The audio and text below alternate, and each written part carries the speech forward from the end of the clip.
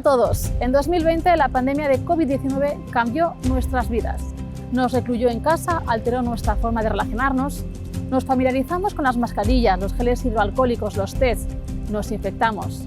Millones de personas fallecieron y otras se curaron. Pero para muchas otras, la pesadilla no terminó con el fin de las restricciones. Con síntomas, en muchos casos desde hace 3 años, batallan por recuperar su día a día, con la mayor normalidad, por conseguir que se reconozca su enfermedad socialmente. Hoy en Diagnóstico hablaremos de COVID persistente y lo haremos con la presidenta de la Red Española de Investigación en COVID persistente y de la Sociedad Española de Médicos Generales, Pilar Rodríguez Ledo. Los primeros pacientes de las primeras olas tenían una media en los 6 primeros meses de 26 síntomas distintos. Entonces son pacientes con una presentación sintomática muy florida y muy compleja. Vamos ahora con la actualidad que nos deja la semana.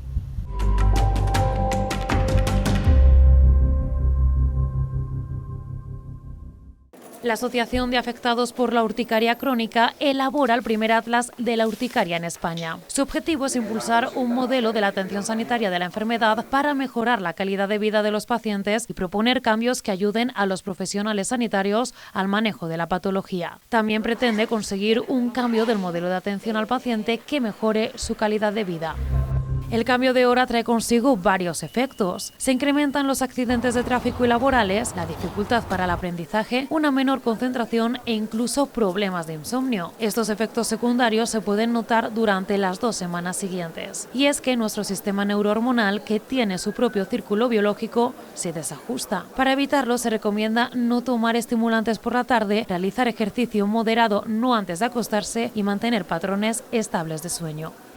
La Sociedad Española de Medicina de Familia y Comunitaria ha publicado una encuesta con el fin de concienciar a la población de la importancia de unos buenos hábitos. En ella demuestra que el 78% de los encuestados considera que los alimentos con extra de azúcar y de grasas saturadas deberían estar regulados con normas similares al tabaco. Y es que la dieta poco saludable es uno de los principales riesgos de muerte prematura. De hecho, representa un 19% de la mortalidad.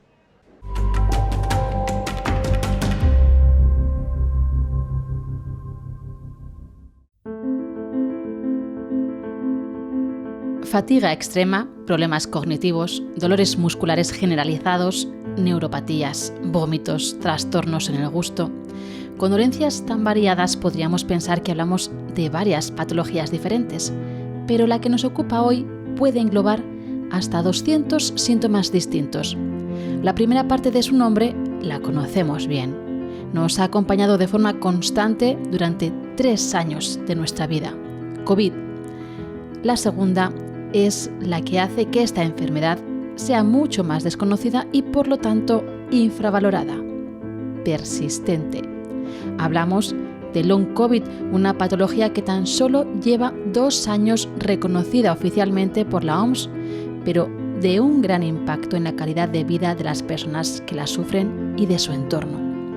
Pilar Rodríguez Ledo, presidenta de la Sociedad Española de Médicos Generales y de Familia y de la Red Española de Investigación en COVID persistente, nos va a acompañar en nuestro diagnóstico por este síndrome postinfeccioso que afectó al 10% de los contagiados.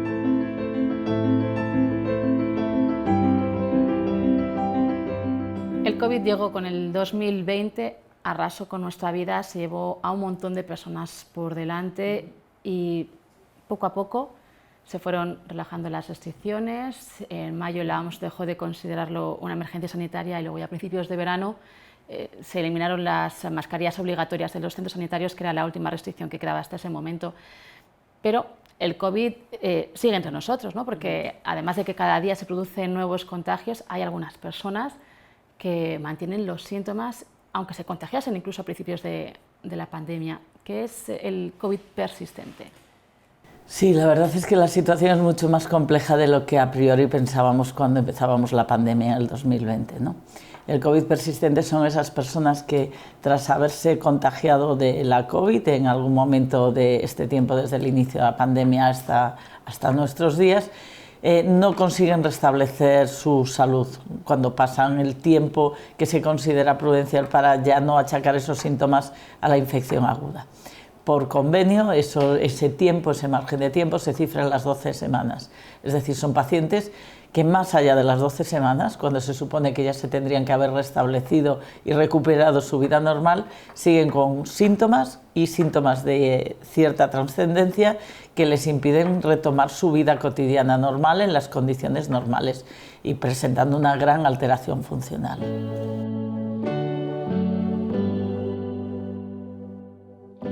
En octubre de 2021, la OMS definió por primera vez de forma oficial el COVID persistente como la afección de individuos infectados de forma probable o confirmada por el SARS con síntomas que duran al menos 2 meses. Algunos pacientes llevan con estas secuelas más de 3 años. Se trata de un síndrome postinfeccioso, es decir, que los pacientes desarrollan un grupo de síntomas que persisten tiempo después de una infección. Síntomas que pueden afectar a distintas esferas. Esto va desde síntomas cognitivos, problemas de ejecución de tareas, de la vida cotidiana, trabajar con ordenador, lectura de libros, realizar tareas domésticas, cansancio tanto hacer actividades habituales como un cansancio posesfuerzo, es decir, puedes salir a caminar o subir unas escaleras y tener un cansancio exacerbado que obliga a los pacientes a tumbarse, luego palpitaciones, dolor torácico, falta de aire, dolores musculares generalizados. También síntomas gastrointestinales como vómitos o diarrea, dolores neuropáticos y otros síntomas como falta del sentido del olfato o del gusto. Todos ellos muy invalidantes. Son pacientes que tienen muy limitadas sus actividades en la vida diaria, tanto personales como familiares, como profesionales. Es decir, esto efectivamente es así, un pequeño paseo a veces les puede producir cansancios exacerbados, tienen que detener y les dificulta tanto autocuidados como cuidados de su familia. Tengo muchos síntomas, unos en menor escala, otros en mayor, ¿no? Pero fundamentalmente eso es lo que tengo. La fatiga es lo que peor llevo, porque no es fatiga física, es fatiga física y mental. Tengo problemas de visión, fotofobia, fundamentalmente. Tengo problemas últimamente de audición, dolores fuertes, neuropáticos, problemas cognitivos. Cada persona con long COVID tiene un cuadro particular. Los síntomas que experimenta, la intensidad de los mismos y su duración. Pero en el mejor de los casos, convivirá con ellos varios meses. Yo creo que la enfermedad es larga, en el sentido que una recuperación probablemente menos de 6 meses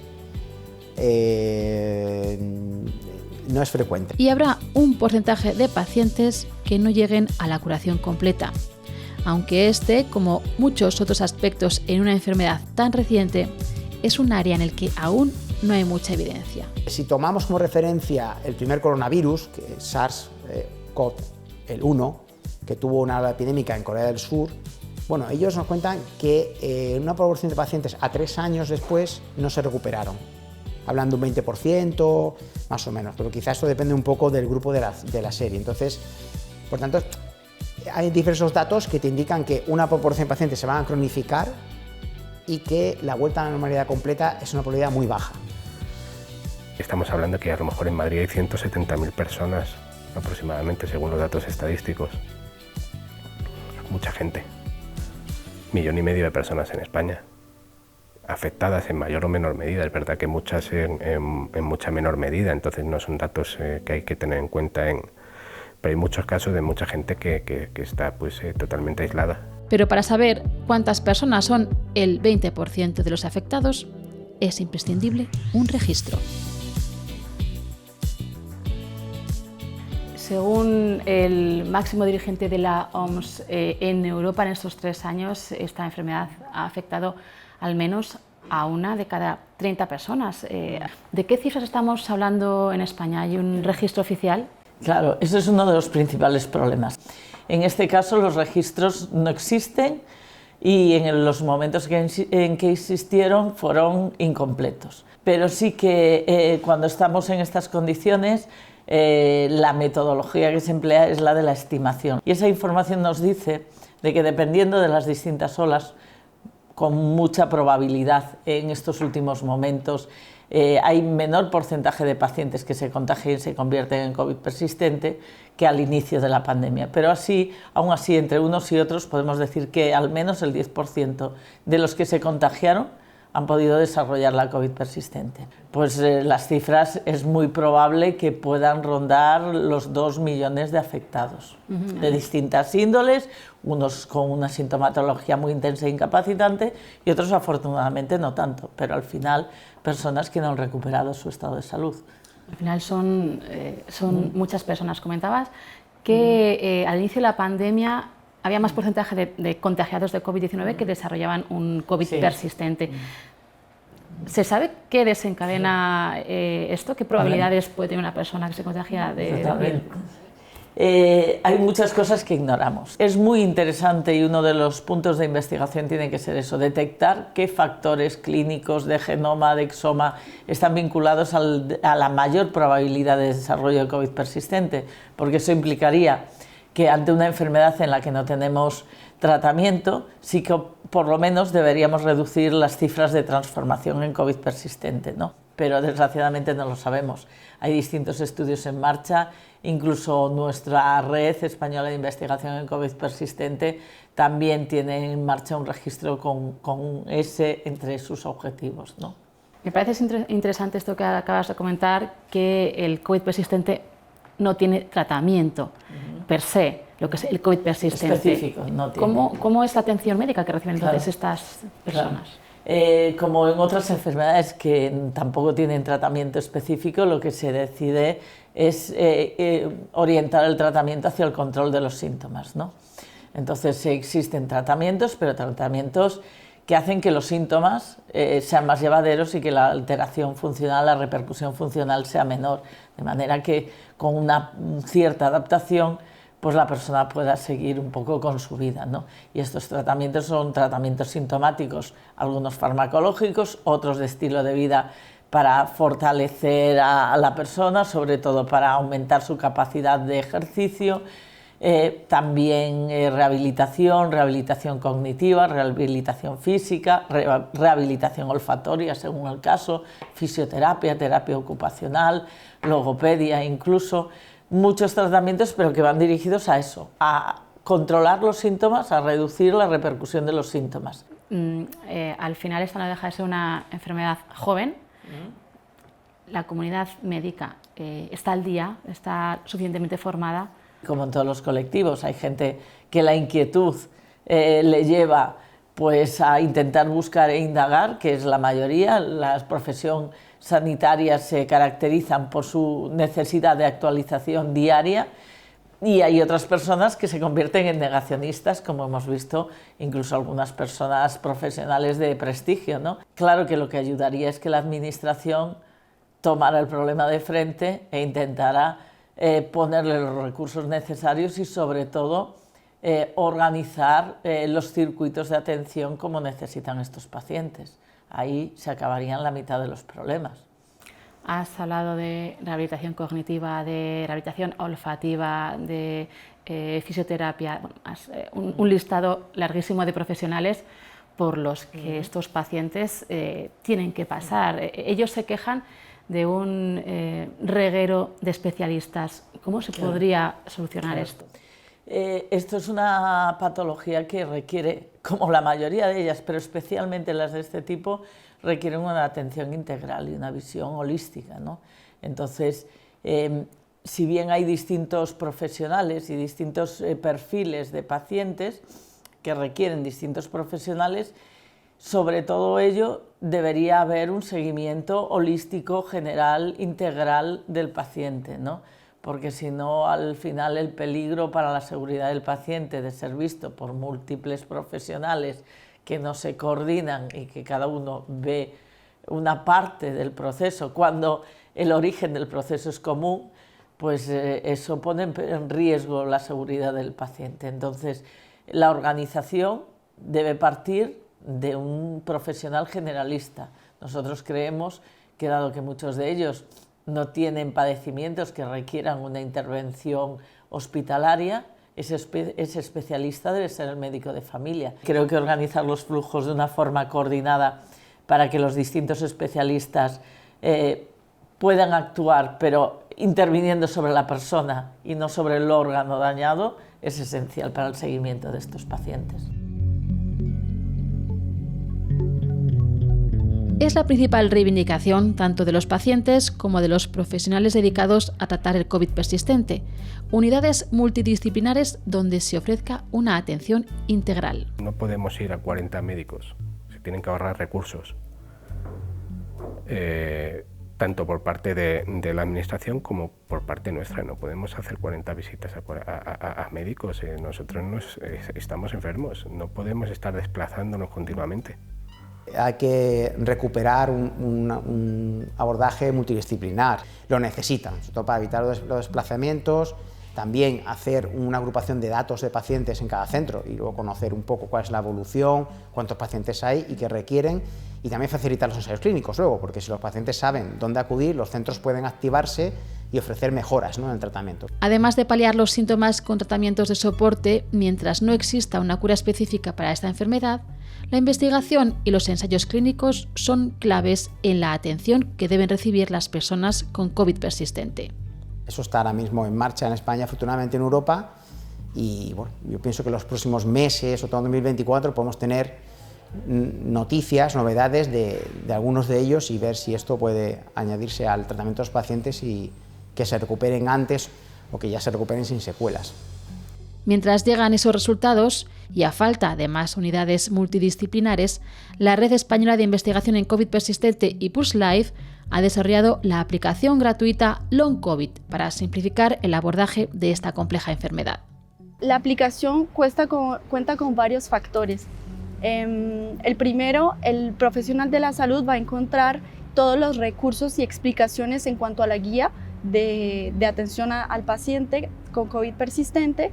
Luego va a encontrar un apartado que es un formulario, el cual le va a ir indicando todos los parámetros y todas las cosas que debe rellenar sobre el paciente. Entonces, digamos, los síntomas que tiene, su intensidad y diferentes factores que lo van a llevar pues, a tomar una decisión de diagnóstico o de cribado. Es la puesta al día en digital de las recomendaciones consensuadas por más de 60 entidades científicas en la Guía Clínica para la Atención al Paciente con COVID Persistente. Permite incluso generar un informe médico. Está diseñada para que los propios afectados tengan acceso a sus datos clínicos y ellos mismos gestionen su información. Es muy importante porque en este momento, pues antes de que se lanzara la aplicación, el paciente no tenía ningún seguimiento de su patología. Entonces, lo que pasaba era que consultaba a muchos especialistas y al final ninguno podía brindarle como un seguimiento apropiado. Al paciente se le entrega un código anónimo que lo que permite es que en esta pestaña de seguimiento pueda entrar y revisar cuáles son todos los factores que llenó su médico general o de familia y podérselo mostrar a otro especialista. Una historia unificada que facilitará la gestión de la enfermedad por parte de cada paciente y que contribuirá a arrojar luz sobre la patología. Los datos que están dentro de la aplicación servirán para que tanto la Sociedad de Médicos Generales y de Familia y la REICOP puedan seguir investigando y poder finalmente pues, dar un tratamiento y, por qué no, pues, una cura a los pacientes. Entonces es más una contribución para seguir en la investigación. Pero sobre todo, una herramienta que facilitará que el profesional no se pierda entre la profusión de síntomas del long COVID. ¿De cuántos síntomas podemos estar hablando? Claro, estamos hablando de que pueden presentar 200 síntomas, más de 200 síntomas distintos, dependiendo de la afectación, en qué órganos cause más daño, ¿no? Entonces, pues claro, estamos hablando de una afectación que es general. Dijéramos que el virus, de algún modo, lo que ha hecho es producir un proceso inflamatorio e inmunitario en todo el organismo, pero que se manifiesta solamente en algunos sitios. Aún así, los primeros pacientes de las primeras olas tenían una media en los 6 primeros meses de 26 síntomas distintos. Entonces son pacientes con una presentación sintomática muy florida y muy compleja. 26 síntomas una única persona. Sí, de media. Había algunos que podían tener hasta 50. Entonces estamos hablando de una presentación muy abigarrada. Imagino que esto al final acaba siendo una enfermedad muy incapacitante. Totalmente. ¿Está suficientemente reconocida en el ámbito laboral? Ese es uno de los problemas que se encuentran, ¿no? La edad media son 30 y pico años. Ahora en este momento, en los últimos estudios que hemos hecho, nos da una edad media de 37 años. El 50% de ellos están entre 30 y 55 años. Y claro, esto es una edad activa profesionalmente, activa familiarmente, y no nos olvidemos del rol familiar y del rol de la mujer. Muchas de ellas son mujeres, ¿no? Y en nuestra comunidad pues la mujer sigue teniendo un rol familiar predominante, ¿no? Entonces, la afectación laboral es una de las más importantes. Por eso es necesario que las instituciones conozcan y reconozcan esta problemática y que vean cómo abordarla, porque sin duda es algo diferente a lo que teníamos hasta ahora y requiere un afrontamiento diferente.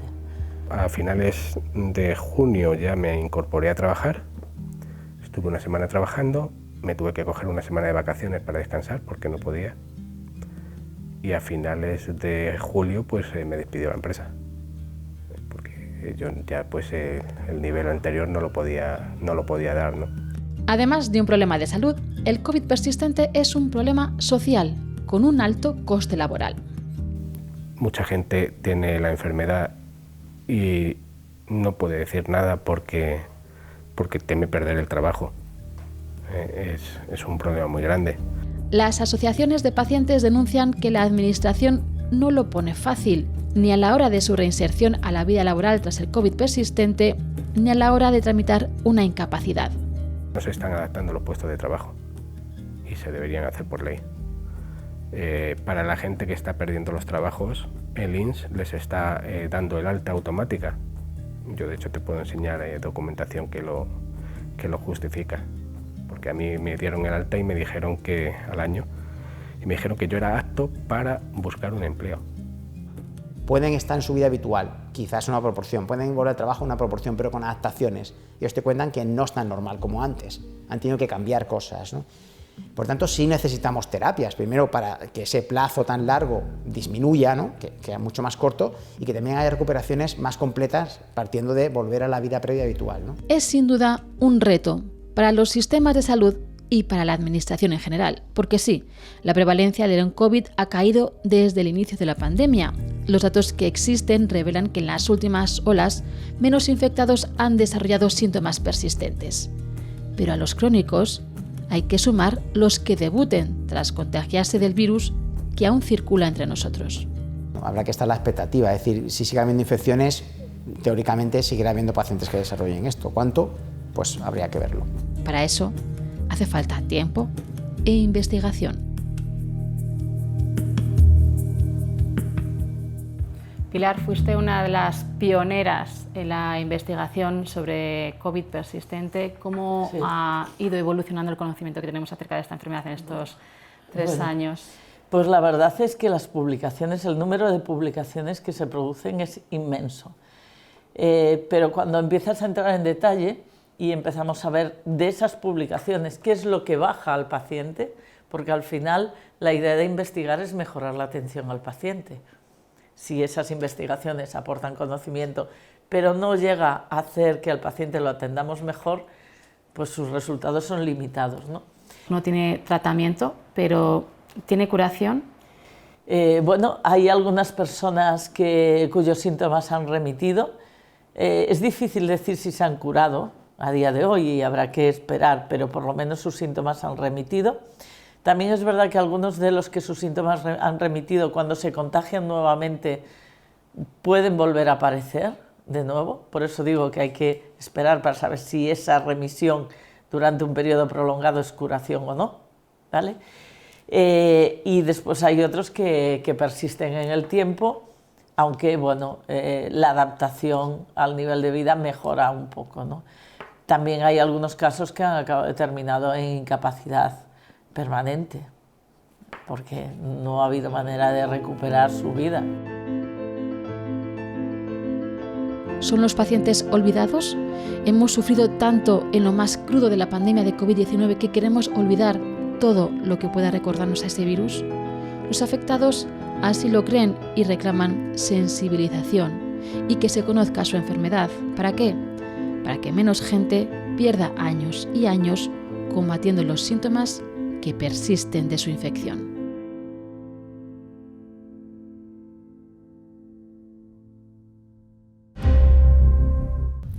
Queda mucho por investigar y por saber de esta enfermedad tan joven, reconocida oficialmente hace tan solo 2 años. En Diagnóstico seguiremos pendientes de lo que vayamos conociendo y se lo iremos contando. De momento, en unos días, volveremos con más salud. No nos fallen, les esperamos.